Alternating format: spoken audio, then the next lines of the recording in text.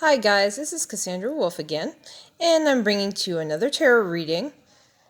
Couple things before we go through with this reading. I'm going to highlight on this card. Couple things before I go through with this reading. One, comments. I would love some comments, some feedback. If you're going through this, or if you've already went through this, whatever the case may be, comment down below. Maybe offer some words of inspiration. Positive feedback, negative feedback, I like it all. So go ahead and bring it on. It is welcome.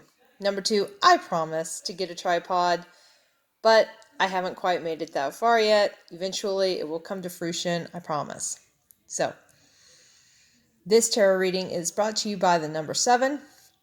The number 7 dealing with intellect and spirituality. So, without further ado, we're jumping in. Okay, now, usually it goes in position. Card 1, card 2, card 3, card 4, card 5. But I'm drawn to this card in the center. Why? Because the star in this situation represents you, represents the person, represents you maybe looking out, inside looking out, or outside looking in. Whatever the case may be. So, the other two off to the side, these are variables on how we can potentially enhance our spirituality and our intellect, as well as these other two over here, Five of Swords and the Lovers. I will read Five of Swords and the Lovers last because I just think that this is just fitting over here. Now, I'm going to take this as the star card number 1. What can we do to enhance our intellect and spirituality? So, card number 2. Nine of Coins. Coins usually symbolize wealth, finances. Not in this case. In this case, the Nine of Coins represents a richness. So richness and abundance. Right? You can maybe go out into nature, maybe go to your favorite spot, if you should have a favorite spot. Connect with deity, which would maybe symbolize the dragon. Your inner deity, your inner voice, your inner self, the universe, God, whatever you worship, whomever you worship, make that connection.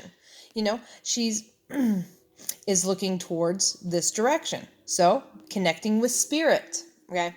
Now, if you notice her look, yes, it's going towards the dragon. However, if she extends her glance beyond the dragon, this is what I call the void. The void is very fantastic. It represents the unknown. So by looking in this direction, she is possibly thinking, or he, depending on, who it is, this is a universal read. It goes both genders, all genders, whatever. So this look is going beyond the veil and curiosity. What's beyond the curtain? So the unknown, the great void. Also, another recommendation I would do in this case is maybe take a notebook with you and a pen or pencil just to jot down some notes in your experiences in the wild wilderness. So, moving on, I will call this card number 3. Card number 3 is symbolizing temperance. So another great thing is knowledge is power. So all in the books, learning something new, ever reading, ever studying, the plethora of books he has back here. Now, this is definitely the digital age.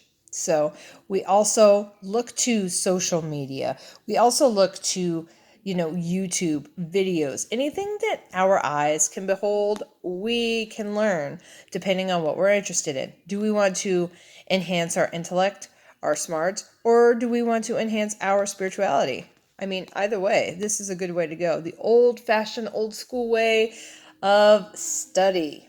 Quiet time. Okay, we've already discussed this, so this is just, again, us, the questioner. Okay, moving on. On this side of the spectrum, very closely related to the questioner. Five of Swords represents, it looks to me, I get this sense of surrender, okay, with the swords on the ground, the surrender, the people looking down. It's a moment of, he's even looking down. So this is self-study, soul-searching, Maybe some people would say this is a self-defeat. I kind of get that vibe too, but now that as I go along and thinking about it, I'm like, this dude is totally soul searching. He is deep in the game. Soul searching is basically trying to find that inner peace, trying to fill that void. What's going to fill that inner void? Some self-reflection, past reflecting on what happened in the past, into current day, how far you've come. Look over your journey, look through your life like photographs, and see where, you didn't learn anything or you made the same mistake repetitively over and over and over again. Perhaps you can find a true answer and heal this right here, this soul searching. Okay, moving on to the last card, 5. Very, very fitting. I find this to be a fantastic card in the 5th position. Why? Because I feel like love conquers all. And if you have that particular person in your life, or if you don't, that's okay too. Maybe you have a close friend.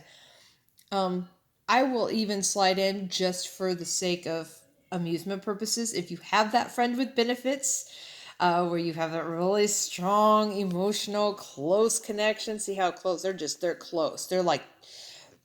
They're just magnetized to each other, and that's just fantastic. So if you have that special someone in your life where you draw close to and you want to see God in ways that you'll never know, intimacy is a great way to go. All you need is love.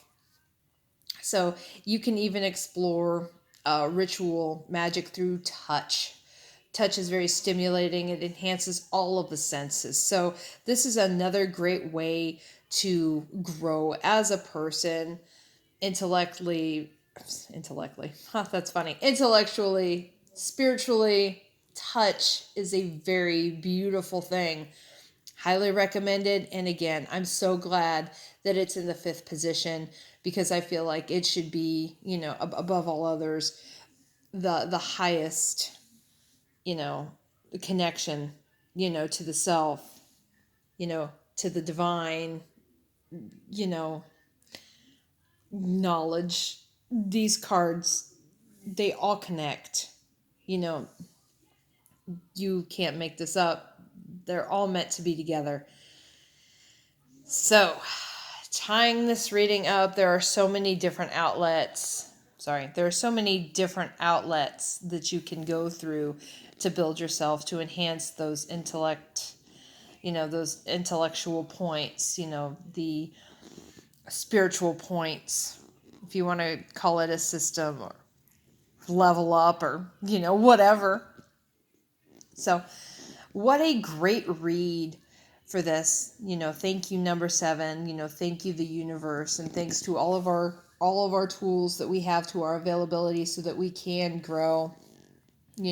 Thanks to ourselves. We give thanks and gratitude to ourselves because without ourselves, our eyes are basically, the mirror of our soul. So, we have to go through these experiences in life and do a daily check of our past and see how far we've come, as a person, how much we've grown. And again, love is the answer. So, or one of the many answers in this equation. Guys, I want to thank you so much for joining me. Again, this is Cassandra Wolf. Thank you so much. And again, feel free to comment down below. I welcome any and all comments. All of you, take care and Godspeed.